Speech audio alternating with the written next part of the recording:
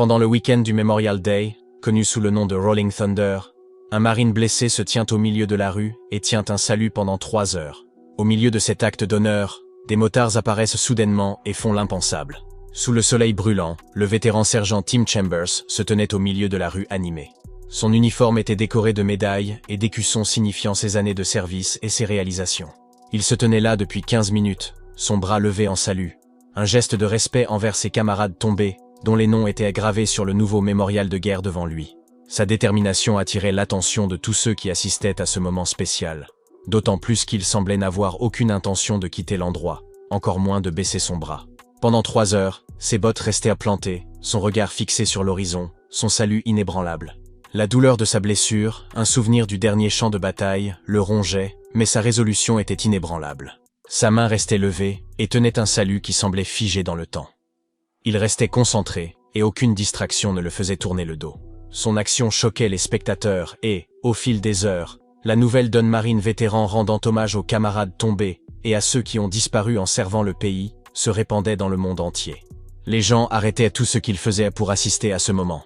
Certains se rassemblaient le long des routes avec leurs drapeaux en main, tandis que d'autres choisissaient de rester à distance et observaient tandis que d'autres rendaient leurs hommages. Alors que sa main restait saluée, l'esprit de Tim se remémorait un souvenir qui lui donnait la force de garder sa main saluée malgré le besoin de la baisser. Des années avaient passé depuis que Tim avait perdu son frère sur un champ de bataille, et ce jour particulier lui rappelait la date exacte où Mark s'était sacrifié pour sauver sa vie. Mark était le frère jumeau identique de Tim. Ils faisaient tout ensemble depuis leur enfance, ayant les mêmes intérêts et passions, ce qui les avait conduits à rejoindre tous deux les Marines. Dans l'armée, ils travaillaient ensemble et se protégeaient toujours lorsque le devoir les appelait.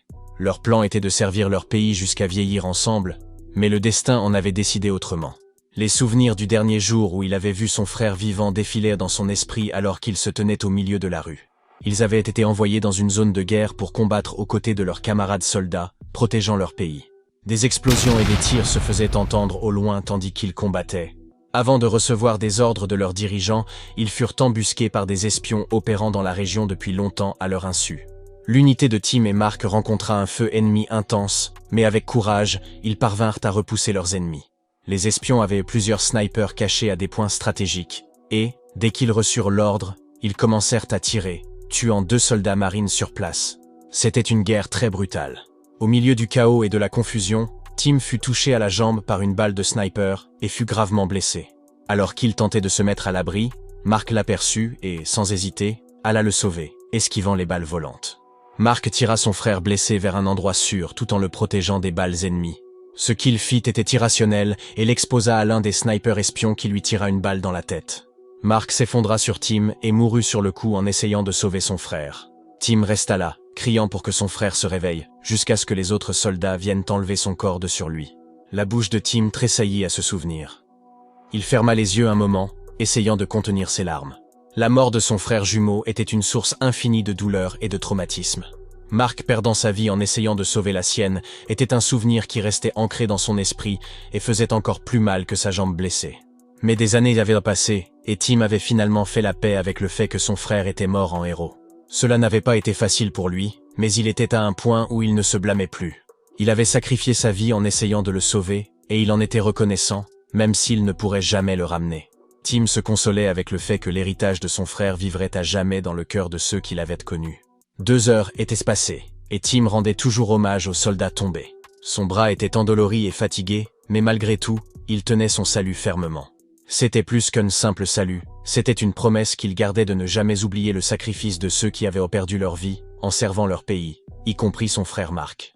Le soleil de midi était inhospitalier, et les rayons brûlants faisaient de chaque minute une éternité pour Tim. La sueur coulait de son menton, son uniforme collait à sa peau, le rendant inconfortable, mais cela ne pouvait pas l'empêcher de rendre hommage à ses camarades soldats. La chaleur était si intense que ceux qui regardaient depuis les côtés devaient utiliser des parapluies comme abri. Sa gorge devenait sèche, mais il ne cessait pas de lever son salut. Sa jambe blessée le faisait terriblement souffrir. Il n'était pas habitué à rester debout aussi longtemps, mais même si tous les muscles de sa jambe palpitaient douloureusement, le marine les ignorait sans même sourciller. Sa douleur et son inconfort n'étaient rien comparés au sacrifice que ses camarades hommes et femmes avaient fait pour qu'il puisse vivre. Au fil des heures, le salut de Tim devenait le reflet de l'endurance que tous les vétérans avaient adoptée pendant leur service. Le geste honorait son frère et tous les vétérans du monde qui le méritaient. Qui saluait-il? Est-ce un vétéran tout ce temps? Je ne reviens pas! Les gens ne pouvaient s'empêcher de murmurer dans la foule en assistant au hommage du soldat vétéran solitaire. Ces murmures étaient un rappel qu'il n'était pas seul. Il avait tant d'âmes autour de lui avec le même objectif que le sien. Beaucoup comprenaient et reconnaissaient la signification de son geste. Certains rendaient leurs hommages en silence, debout et observant de loin. 3 heures étaient passées, et Tim était toujours figé sous la chaleur insupportable. Une fraction de la foule commençait à se disperser lorsqu'un grondement lointain rompit le silence. Il devenait plus fort, un crescendo qui faisait écho au cœur battant de John. Sur la colline, une troupe de motards apparut, leurs vestes en cuir ornées d'écussons et leurs visages marqués par des histoires. Leurs motos rugissantes exigèrent de l'attention et, à mesure qu'ils se rapprochaient, tout le monde pensait qu'ils allaient perturber l'atmosphère magnifique créée par l'hommage de Tim. Des murmures et des avertissements se répandaient parmi les gens à l'approche des motards.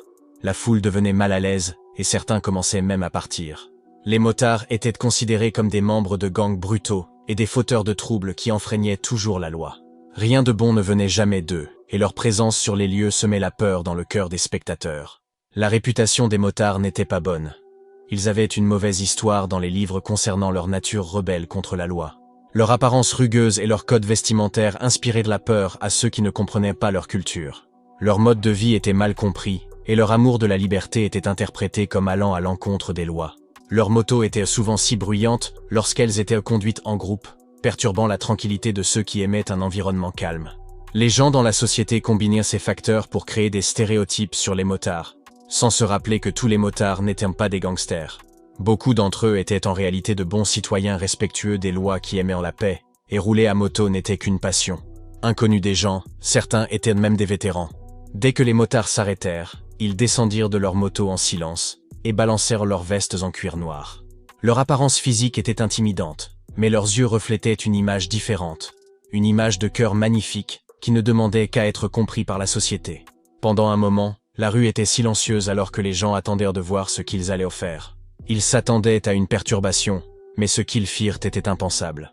Un par un, les motards formèrent un cercle autour de Tim sans un mot.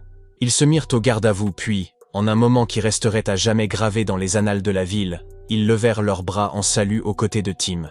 Pendant des minutes qui semblaient s'étirer à l'infini, ils restèrent ensemble, une bande de frères et sœurs honorant le sacrifice de ceux qui ne pouvaient plus se tenir avec eux.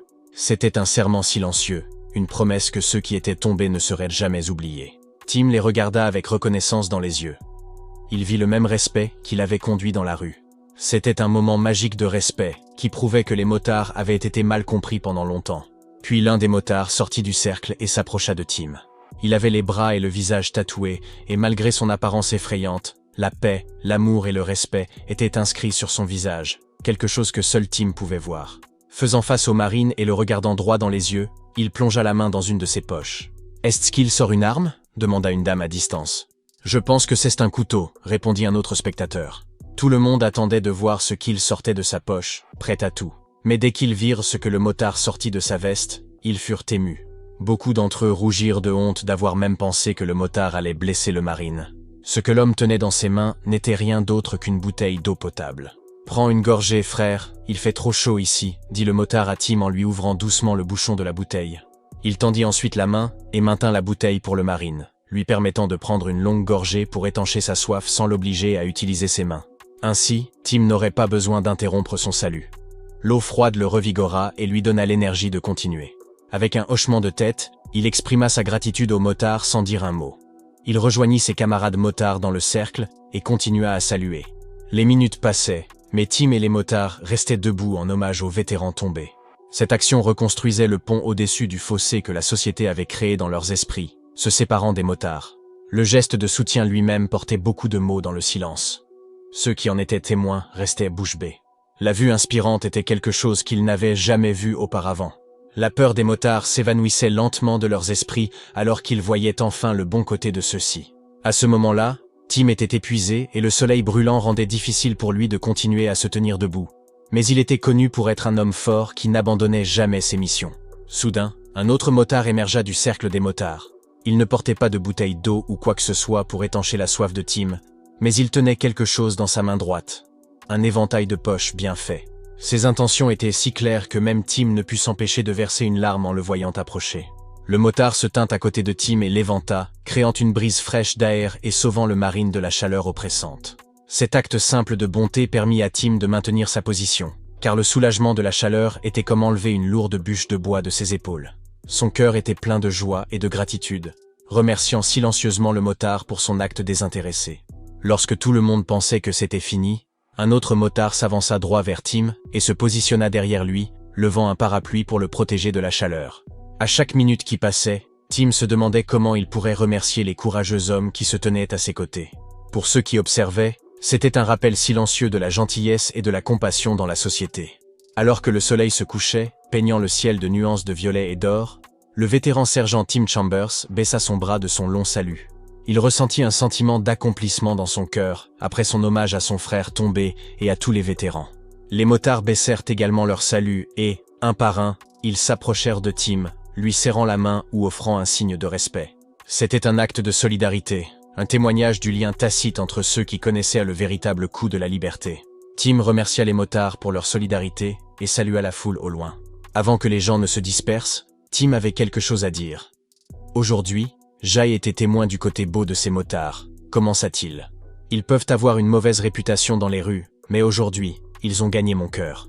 Ils ont prouvé que nous vivons dans une société où il est facile de juger les autres, en fonction de ce que disent les autres d'eux.